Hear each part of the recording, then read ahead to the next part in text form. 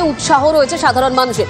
আজ সকাল থেকে যে ছবি আমরা দেখিয়েছি বাঘে মানুষের লড়াইয়ের ছবি, ক্যামেরাবন্দি হাড়হিম করা সেই দৃশ্য, এবং বনকর্মীর ওপর ঝাঁপিয়ে পড়েছিল রয়্যাল বেঙ্গল টাইগার, তাকে এসএসকেএমে নিয়ে আসা হয়েছে।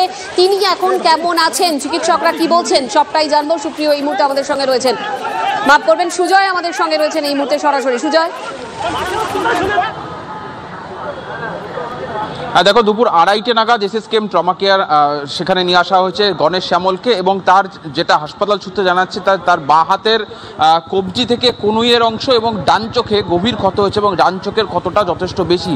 এবং এই ঘটনায় তার উপস্থিত বুদ্ধির জন্যই তিনি কিন্তু নিজের প্রাণটি বাঁচিয়েছেন বা বাঘের মুখ থেকে নিজের প্রাণ বাঁচিয়ে আসতে পেরেছেন। তার কারণ তার প্রত্যক্ষদর্শী তার ভাই, তার সঙ্গে আমরা কিছু সময় আগে কথা বললাম, তিনি জানালেন যে যখন বাঘটি আক্রমণ করে তিনি নিজের হাতটি বাঘের মুখের ভেতরে ঢুকিয়ে দেন, অর্থাৎ বাঁ হাতটি বাঘের মুখে ঢুকিয়ে দেন। ফলে বাঘ যে কামড় সেটা তার সর্বশক্তি দিয়ে কিন্তু তার বাঁ হাতের উপরেই আক্রমণ করে, এবং তার বাকি কিছুটা অংশ তার ডান চোখের উপরে, সেখানেও বাঘের কিন্তু বাঘ কামড়েছে। ফলে তার ডান চোখের যা পরিস্থিতি, হাসপাতালের চিকিৎসকরা পরীক্ষা করে দেখছেন যে চোখের আঘাত যা গুরুতর, তাতে তার ডান চোখ নষ্ট হওয়ারও একটা সম্ভাবনা দেখা যাচ্ছে, তেমনটাই পরিবার সূত্রে খবর।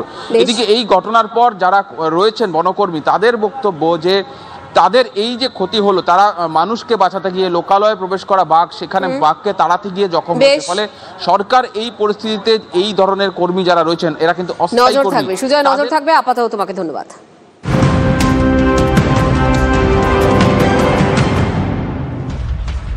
কলকাতা পুরসভায় বাংলাদেশি সন্দেহে আটক আরো এক, জিজ্ঞাসাবাদ করা হচ্ছে সন্দেহভাজন রফিকুল ইসলাম বিশ্বাসকে। কি জানা যাচ্ছে? শান্ত এই মুহূর্তে আমাদের সঙ্গে রয়েছেন, আমাদের প্রতিনিধি শান্ত।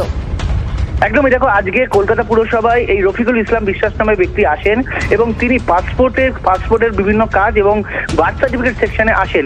তখন তার কাছে যখন খোঁজ খবর শুরু হয়, তখন তার নথি যখন খতিয়ে দেখা শুরু হয়, তখন দেখা যায় যে পাসপোর্ট এবং আধার কার্ডের এবং অন্যান্য যে নথি রয়েছে সেগুলো কোনো মিল পাওয়া যাচ্ছে না।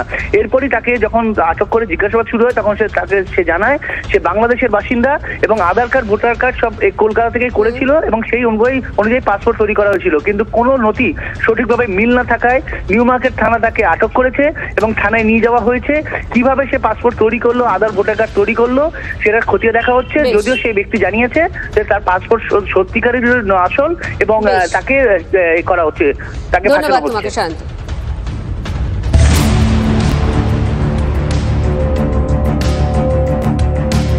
Text headline presented by Greenlam